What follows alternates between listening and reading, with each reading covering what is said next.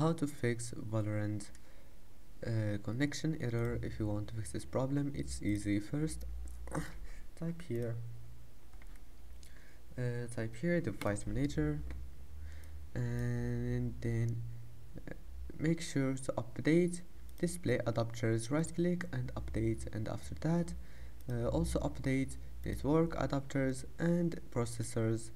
And now let's move to the next step. Type here, just right click here and task manager. Now make sure there is nothing related to Valorant like Riot Games, Vanguard or something like that. If you find it, just close it. And after that, type services.